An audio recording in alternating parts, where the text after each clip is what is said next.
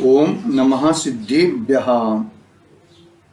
नमो अरिहन्ताणं, नमो सिद्धाणं, नमो ऐक्रियाणं, नमो वज्रायाणं, नमो लोये सौवसाहुणम्।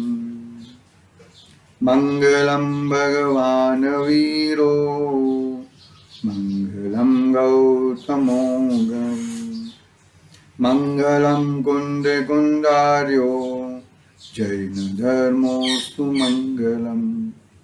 सर्वमङ्गलमङ्गल्यं सर्वकल्याणकारकं, प्रधानं सर्वधर्माणां, जैनं जयतु शासनं, जैनं जयतु शासनं।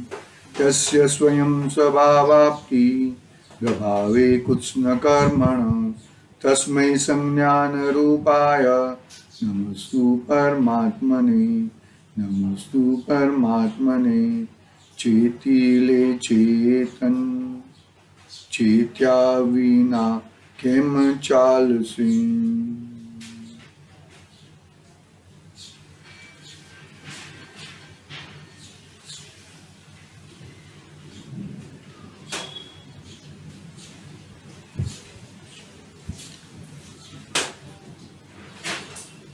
समर्थ आचार्य पूज्यपाद स्वामी का महान ग्रंथ इष्टोपदेश अपने सामने विराजमान है। अपना स्वाध्याय 46 नंबर की गाथा पे चल रहा है। अविद्वान किसे कहा कि जो अनात्म में आत्मबुद्धि करता है, अनात्म में आत्मबुद्धि करता है वो अविद्वान है। बाकी विद्वान तो सभी जीव विद्वान है, सभी जीव विद्वान है, लेकिन अनात्म में आत्मबुद्धि करना वो अविद्वान है। देखो, लास्ट लगभग 24 घंटे से लाइट नहीं है, बराबर? तो क्या क्या नहीं है? लाइट नहीं है तो इंटरनेट नहीं है, वाईफाई नहीं है, नेटवर्क नहीं है, सब नहीं है। तो तुम जितना परद्रव्य का अवलंबन करोगे, जितना परद्रव्य का अवलंबन करोगे, इतना तकलीफ तुम्हें है। समझ में आ रही कि नहीं आ रही बात? जितना परद्रव्य का अवलंबन नहीं, अपना स्वद्रव्य का अवलंबन, इतनी शांति। परद्रव्य का अवलंबन, इतना तकलीफ। बात को पकड़ना, क्योंकि देखो, जो सुख है ना, वो सुख परद्रव्य से मिलता नहीं है, और परद्रव्य से ज्ञान भी नहीं होता।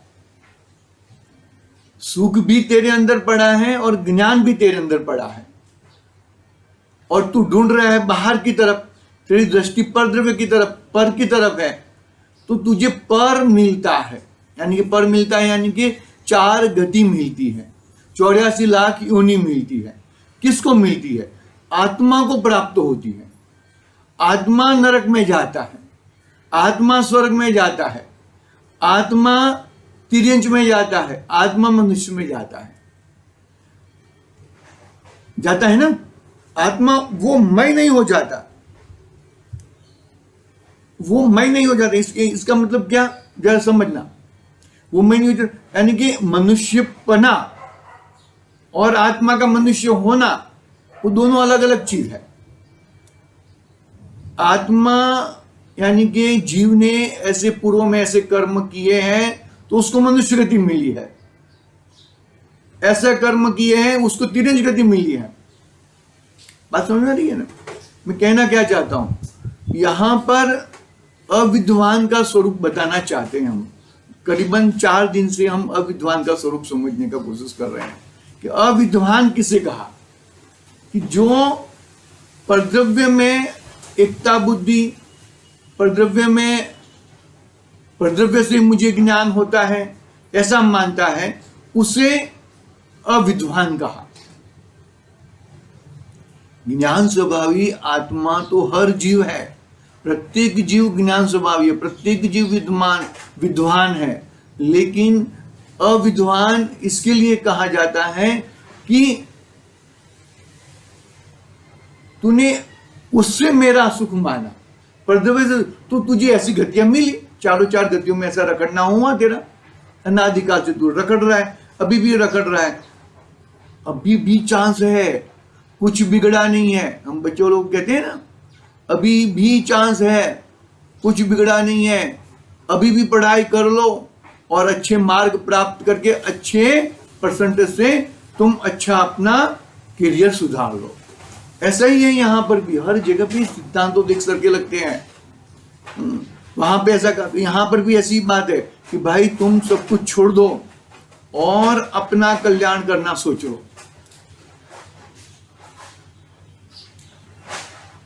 पर का अवलंबन से तेरा कार्य सधने वाला नहीं है। पर में है, स्व में है। पर है, पर की हयाती है, लेकिन पर तेरे में नहीं है और तू पर में नहीं है। वो सिद्धांत लेके चलना है हमें, नहीं तो क्या होएगा मालूम है कि अपना बिगड़ जाएगा, 84 लाख योनि में भटकना हो जाएगा। और भटकते रहे हैं, भटकते आए हैं और भटकते रहेंगे, वो ब्रेक करना है। भूत, भविष्य और वर्तमान में जब वो भटक रहा था तभी भी आत्मा है, अभी भी भटक रहा है तभी भी आत्मा है, और आगे भटकेगा तभी भी आत्मा है, तभी भी विद्वान है। अपनी चीज का अवलंबन करोगे तो नियम से तुम्हें गतियां नहीं मिलेगी, गतियां से दूर हो जाओगे। अपनी बात आगे बढ़ाते हैं। आज भावार्थ लेना है हमें। मेरा एक्चुअली है थोड़ा सब डिटोरेट हो गया है ना, तो चल नहीं रहा है कुछ भी, लाइट नहीं थी और ये टैप भी डिस्चार्ज हो गया है, सब कुछ चार्ज हो गया है, तो कुछ चल नहीं रहा है। लेकिन फिर भी ठीक है, अपने पास है, ये सिर्फ लैपटॉप ही चार्ज है, बाकी तो कुछ है नहीं। ऐसा देखो, यहां पर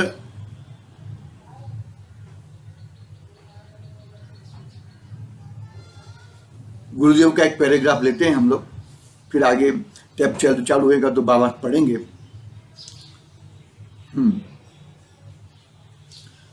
सर्वार्थ सिद्धिनो बव हो के महाविदेह म भगवान समीप म जन्मनी भावना हो।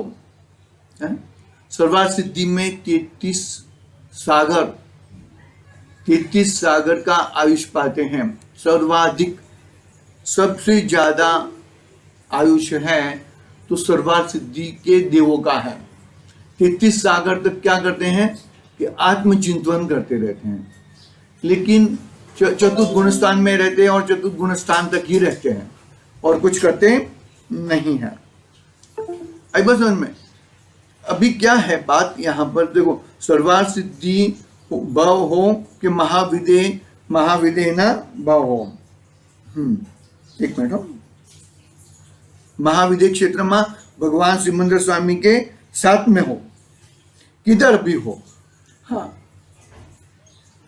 रागना समीपणानो सत्कार, रागनो सत्कार अर्थात रागना फल रूपे बंधन थाय तेनो सत्कार, तेना फल रूपे મળેલા સંયોગનો સત્કાર, ભગવાન જ્ઞાયક સ્વરૂપ चिदानंद તેનું असमीपणु असत्कार છે। क्या कहा उसका, किसका असत्कार है कि भाई जो तूने भगवान का मिला,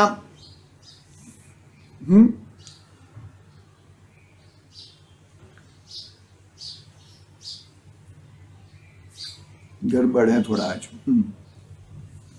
भगवान के पास जन्म मिला, बात सही है, लेकिन वहां पे भी तूने राग द्वेष किया तो तूने अपने भगवान आत्मा का तिरस्कार किया, अपनी वस्तु का तूने तिरस्कार किया, अपनी चीज का तूने तिरस्कार किया, तभी भी तेरा कल्याण नहीं होएगा। सिद्ध, एक सिद्ध में सिद्ध अनंत अपनी अपनी सत्ता में विराजते हैं। सिद्धालय में अनंत सिद्ध विराजमान है। सिद्धालय कितनी है? 45 लाख योजन की है ना। कितने सिद्ध है? अनंत सिद्ध है। एक सिद्ध की जगह पे वहां पे असंख्यात सिद्ध विराजमान है, समझ लो। क्या करते होंगे एक दूसरे के साथ?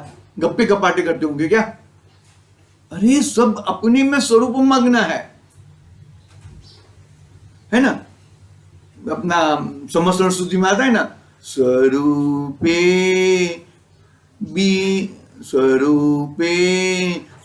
हो नमन जिनवर।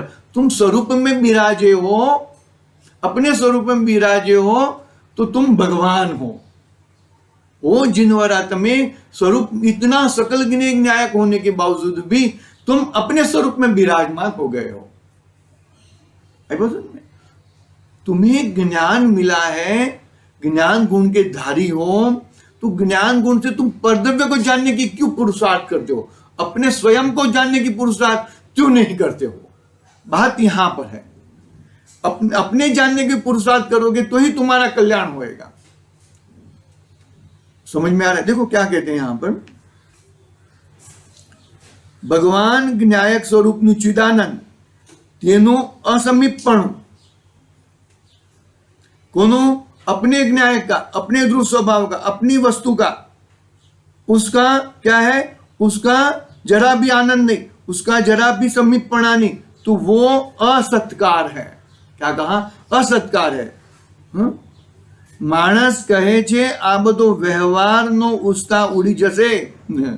कोई प्रश्न करता होगा ना कि ये आप ऐसा ऐसा बोलोगे, इतना निश्चय की बातें बताओगे तो व्यवहार, अरे सच्चा व्यवहार तो उसका ही होता है जिसने निश्चय स्वरूप भगवान आत्मा को जाना है, उसका ही सच्चा व्यवहार है। बाकी अन्य का व्यवहार भी गोटे गोटा है। देखो, मानस कहे छे आ बधो व्यवहारनो उस्ता उड़ी जसे, एम कहे छे भाई समझ तो खरो, व्यवहार तो बंध रूप भाव छे અને બંધ રૂપ ભાવનો સત્કાર એ પૂતગલનો સંયોગનો સત્કાર છે। बहु भारे बात छे भाई, समझना पड़ेगा भाई। देखो मतलब क्या कहना चाहते हैं, कौन से एंगल से क्या बताना चाहते हैं। अविद्वान कहां तक अविद्वान है? पकड़ में आ रही बात? अविद्वान का मतलब क्या है? कहां तक अविद्वान है? अरे सामने तीर्थंकर प्रभु विराजमान है। तीर्थंकर भगवान आपको बोलते कि तेरा भगवान तेरे पास है, मेरे सामने देखने से तुझे तेरा भगवान नहीं मिलेगा। फिर भी नहीं भगवान आप ही। अरे है भगवान है, नहीं ऐसा नहीं है, लेकिन भगवान तो अपना कार्य कर रहे हैं, तो और वो तुझे बता रहे हैं कि भाई तू तेरा कार्य कर। निरखो अंग अंग भगवान की नासाग्र दृष्टि, अंतर्मुख दृष्टि, हाथ के ऊपर हाथ, पद्मासन, बरोबर है। तो क्या बताती है कि मैं पर का कुछ कर सकता नहीं हूं। पर का ज्ञान, अरे वो भी ज्ञान नहीं है। पर संबंधी ज्ञान, वो भी ज्ञान मेरा ज्ञान नहीं है। मेरा तो ज्ञान, मेरा ज्ञान क्या है? अरे पर संबंधी ज्ञान, पर का ज्ञान, पर को मैंने जाना, बरोबर है। पर को मैंने जाना, वो जो जानने वाला ज्ञान है ना, वो मैं हूं। पकड़ना बात को, जरा थोड़ी अटपटी लगेगी, बहुत अटपटी लगेगी।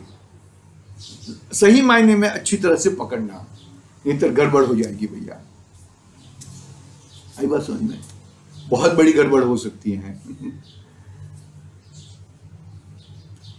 बहुत अच्छी तरह से अपने स्वरूप को पकड़ो, इतने जम जाओ कि बाहर आने की फुर्सत ना हो। धन्य मुनिराज को बाहर आने की फुर्सत नहीं रहती, बाहर आने की फुर्सत नहीं रहती है। अरे आपको लगता है कि धन्य मुनिराज जंगल में रहते हैं, वन में रहते हैं, समर में यानी कि जो ग्रीष्म ऋतु रहती है तो ऊपर पर्वत के ऊपर रहते हैं। अभी रेनी सीजन आई ना, कम मौसमी, तो बोलते हैं कि झाड़ के नीचे रहते हैं। नदी के किनारे शीतल में यानी कि ठंडी की सीजन में नदी के किनारे रहते हैं। अरे वो तुमको दिखता है, तुम्हारी भक्ति है वो, लेकिन मुनिराज को पूछो वो कहाँ रहते हैं। वो यदि वो वहां पे रहते हैं तो वो अविद्वान हो जाएंगे, और हर बार हर समय वो तो अपने भगवान आत्मा में रहते हैं, अपने स्वरूप में रहते हैं, अपनी चीज में रहते हैं, क्योंकि उनको देह दृष्टि नहीं है। देह दृष्टि करेंगे तो अविद्वान हो जाएंगे। देह मेरा नहीं है, मैं देह का नहीं हूं। आई बात समझ में? भावार्थ अपना चल रहा था। एक शायद समाधि तंत्र का एक श्लोक भी है, नहीं दिख रहा है, देखता हूं मैं। श्लोक नहीं दिया है, लेकिन श्लोक का कोटेशन दिया है यहां पर, वहां से अपने को पढ़ना है। 46 नंबर की गाथा का भावार्थ। अविद्वान का स्वरूप कहां तक है? में 10वें गुणस्थान के अंत तक पकड़ना बात को। जब तक सर्वज्ञता प्रकट ना हो तब तक अविद्वान का स्वरूप। देखो हर स्टेप बाय में अलग अलग तरीके का रहता है, व्यवहार नहीं है ना। चतुर्गुण स्थान वाले का व्यवहार का स्वरूप अलग है, पंचम गुण स्थानवर्ती जीव का व्यवहार का स्वरूप अलग है, और छठी गुणस्थानवर्ती मुनिराज का व्यवहार का स्वरूप अलग है। समझ में? 10वें गुणस्थानवर्ती जीव का कहना कि भाई यह मुनिराज को सूक्ष्म लोभ वर्तता है, बरोबर है, वो व्यवहार का स्वरूप है। यानी कि यदि मुनिराज वो मान ले कि ये सूक्ष्म लोभ का करता मैं हूं, मेरा ये लोभ है, तो अविद्वान में चले जाएंगे। अरे वो तो अपने आत्म स्वभाव में रहते हैं। कितनी लंबी लिस्ट है, पकड़ना बात को। इतना इजी नहीं है। सर्वज्ञपना, वितरागता प्रकट होना इतना इजी नहीं है, लेकिन वो पर अवलंबन नहीं है, स्व अवलंबन से कार्य होएगा। इसके लिए आचार्य देव कि तू तेरी वस्तु के ऊपर तू जोर मार, तेरी वस्तु से ही तेरा कार्य होएगा। पर से तो कभी कदापि काम होने वाला ही नहीं है। तूने पर का अवलंबन लिया तो क्या हुआ मालूम है? संसार मिलेगा, 4 गति मिलेगी। और स्व का अवलंबन लिया तो धीरे धीरे धीरे धीरे धीरे मैक्सिमम अर्ध पुद्गल परावर्तन में तू पूर्ण विद्वान हो जाएगा। पूर्ण विद्वान यानी कि सर्वज्ञता प्रकट हो जाएगी। एंगल है ना भाई, हर समय में एंगल है। हर समय में मानोगे जैसे कि 16 वलय का सोने को ताप देने की जरूरत नहीं है, ऐसे ही समझ लो 15 वलय का सोने को 14 वलय का ताप देने की जरूरत नहीं है। उसको 15 वलय वाले सोने को 16 वलय प्राप्त करने के लिए ताप देना है। पकड़ना बात को, उदाहरण से सिद्धांत को पकड़ना, इधर गड़बड़ हो जाएगी भैया।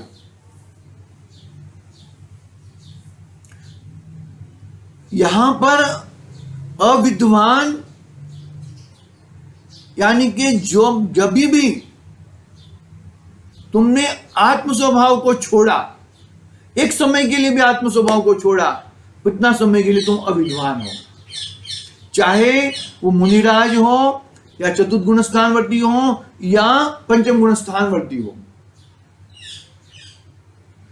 बाकी मिथ्या दृष्टि की तो बात ही क्या है, पहले गुणस्थान वाले की तो बात ही क्या करना, वो तो अविद्वान ही अविद्वान है। क्यों ऐसा क्यों है भाई? अविद्वान क्यों है ऐसा? क्योंकि भाई तेरा कार्य तो तेरे आत्म संबंधी से होने वाला है, बरोबर है। मान्यता भले पलट चुकी है, लेकिन चारित्र मोनीय संबंधी बंद होता है उसे, वो चूक को। चारित्र मोहनीय संबंधी जीव बंद होता है, नहीं होता ऐसा नहीं है। मिथ्यात्व दर्शन मोहनीय हट गया है, वो बरोबर है, लेकिन जब तक सर्वज्ञता प्रकट ना हो, पूर्ण विद्वान ना हो, तब तक अविद्वान है। क्या कहा ना, क्या कहा? अप्रतिबुद्ध। अप्रतिबुद्ध कब तक कहा? अप्रतिबुद्ध नहीं, छद्मस अवस्था। छद्मस अवस्था कब तक कही? छद्मस अवस्था, अरे 10वें गुणस्थान के अंत तक, यानी कि 12वें गुणस्थान तक। 12वें गुणस्थान में छद्मस्ता हट जाती, 12वें गुणस्थान यानी कि 13वें गुणस्थान में जब पैदा होता है तब पूर्ण विद्वान, पूर्ण सर्वज्ञ हो जाता है। वो अपेक्षा से मैं बात कर रहा हूं। छद्मस्पणा 10वें गुणस्थान में सूक्ष्म लोभ रहेगा, मतलब 10वां गुणस्थान से वो उपशम श्रेणी वाला है, तो 11वें में जाएगा और नियम से वापस गिरेगा, बराबर है।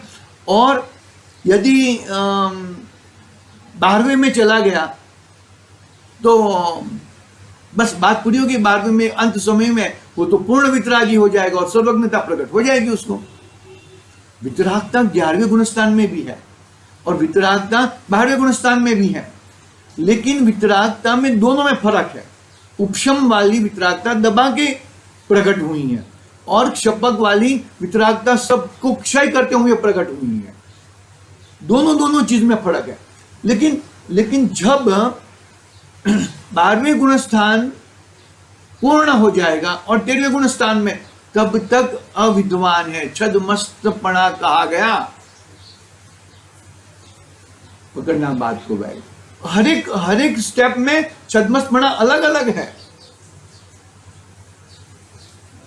मिथ्यात्व का छद्मस्तपणा अलग है, चतुर्थ गुणस्थान वाला छद्मस्तपणा अविद्वानपणा अलग है, पंचम गुणस्थान वर्ती जीव का छद्मस्तपणा अविद्वानपणा अलग है, 6ठे 7वें गुणस्थान में झूलते मुनिराज का अविद्वानपणा अलग है, और 12वें गुणस्थान, क्योंकि भाई तुझे पूर्ण वितरागता प्रकट करके सर्वज्ञता प्रकट करनी है।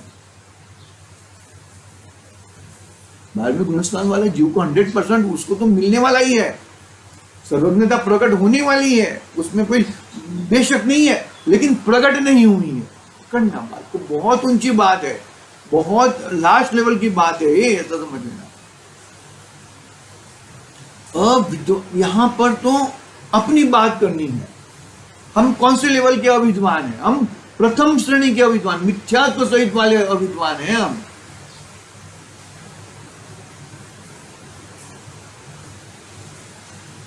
पकड़ में आई बात? मिथ्यात्व सहित वाले हम अविद्वान हैं।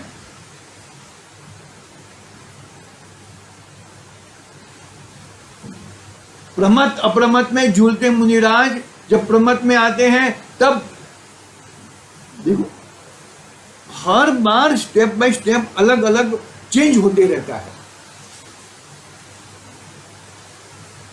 ये जो मोबाइल में गेम वगैरह खेलते हैं ना, जैसे जैसे लेवल बढ़ते जाता है, ऐसे ऐसे वो बहुत ही कठिन प्रकार के लेवल आते हैं। ऐसे ही है ना, जैसे जैसे ऊपर गुणस्थान ऊपर बढ़ते जाओगे, ऐसे ऐसे तुम्हारे लेवल अलग होते जाएंगे। भैया बात समझ में आ रही है कि नहीं आ रही? यहाँ पे अविद्वान यानी कि बहिरात्मा को कहा है।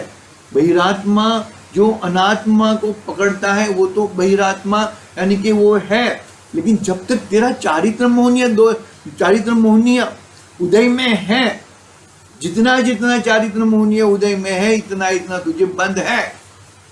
ये बात लेनी है, ये बात को पकड़नी है।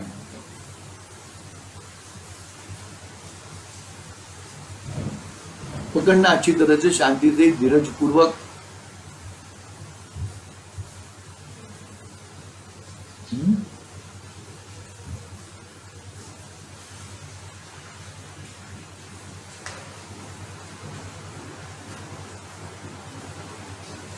समाधि तंत्र में पढ़ रहा हूं, यहाँ पे भावार्थ का जो पैराग्राफ है वो पढ़ रहा हूं, 46 नंबर का।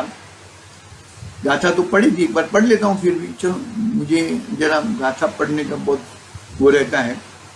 अविद्वान पूद्गल द्रव्यम यो अभिनंदते तस्य तथा न जातु जंतो सामीप्यम चतुर्गतिषु मुच्यति कर्ता पूद्गल द्रव्य का अग्न समादर आप तजेन चतुर्गति में अतः पूद्गल चेतन साथ, पूद्गल चेतन साथ।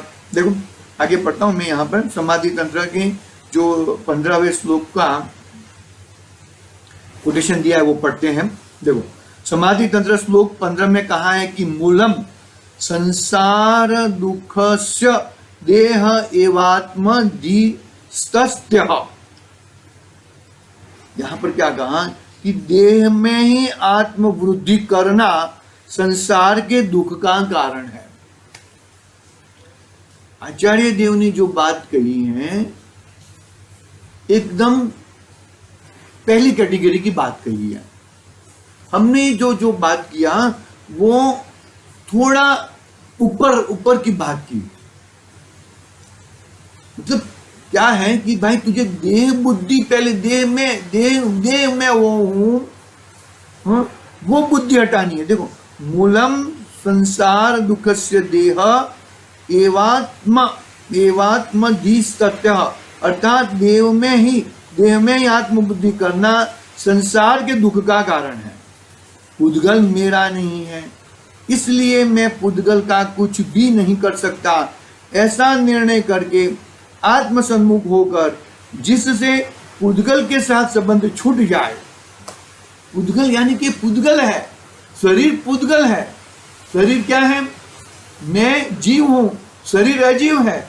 तो क्या है? तो पुद्गल मेरा नहीं है, शरीर मेरा नहीं है, मैं शरीर का नहीं हूं, शरीर में ज्ञान नहीं है, शरीर में ज्ञान नहीं है। तो क्या वो ज्ञान से कुछ जानता भी नहीं है। तो क्या है? पुद्गल मेरा नहीं है, इसलिए मैं पुद्गल का कुछ भी नहीं कर सकता, ऐसा निर्णय करके आत्मसन्मुख होकर जिससे पुद्गल के साथ संबंध छूट जाए। पुद्गल के साथ कोई संबंध न रहे। क्यों न रहेगा? क्योंकि संबंध नहीं है। एक क्षेत्रावगाह संबंध था, वो भी छूट जाएगा। तूने एक क्षेत्रावगाह को जब तादात्म्य स्वरूप मान लिया था, एक में मान लिया था। अरे एक क्षेत्रावगाह है, वो तू एक में नहीं है। जीव के साथ रहना या नहीं रहना, ऐसा पुद्गल को तो कुछ ज्ञान नहीं है, परंतु जीव के विकार को और उसके पौद्गलिक कर्म के निमित्त नैमित्तिक संबंध है। इसलिए जब तक जीव विकार करता है तब तक यह संबंध नहीं छूटता। निमित्त नैमित्तिक संबंध है, इसलिए जब तक जीव विकार करता है तब तक यह संबंध नहीं छूटता। यह शिष्य कहता है। बराबर? देखो क्या कहा, जीव के साथ रहना या नहीं रहना, ऐसा पुद्गल को तो कुछ ज्ञान नहीं है। पुद्गल तो बेचारा बाल ब्रह्मचारी है, उसको तो अपना भी मालूम नहीं है और पर का भी मालूम नहीं है। कितनी जबरदस्त बात है। हाँ, ऐसा पुद्गल को तो कुछ ज्ञान नहीं है, परंतु जीव के विकार के और उसके पौद्गलिक कर्म के निमित्त नैमित्तिक संबंध है। इसलिए जब तक जीव विकार करता है तब तक संबंध छूटता नहीं है। इस तरह अपनी 46 नंबर की गाथा पूरी हुई है। बहुत ही मार्मिक बात आई भावार्थ में। पुद्गल में कुछ ज्ञान नहीं है, ज्ञान मेरे में है और मैं उसका दुरुपयोग करता हूं, इसके लिए अविद्वान हूं। तूने तेरा ज्ञान का दुरुपयोग किया, इसके लिए तू अविद्वान है। इसके लिए तुझे 4 गति मिलती है। तूने उसका सत्कार किया, देहादिक का सत्कार किया, संयोगों का सत्कार किया, इसके लिए गड़बड़ है। बाकी जब तक तू देहादिक का सत्कार, अरे यूं चला जाएगा, वो 1 सेकंड खड़ा रहने वाला नहीं है। 1 सेकंड खड़ा नहीं रहे। क्यों नहीं रहेगा? क्योंकि अरे वो तो अपने में मस्त है, तूने फालतू में उसको अपना मान लिया था। विकारी भाव तू नहीं करेगा, शुभ भाव अशुभ भाव, पुण्य भाव पाप भाव, इष्ट भाव अनिष्ट भाव, ये सब नहीं करेगा, फिर क्या, फिर स्वभाव भाव, स्वभाव भाव करेगा, काम हो जाएगा। इस तरह हम स्वभाव भाव करें, ऐसे मंगलमय भावना से बात आज की बात पूरी करते हैं। ओम नमः सिद्धि।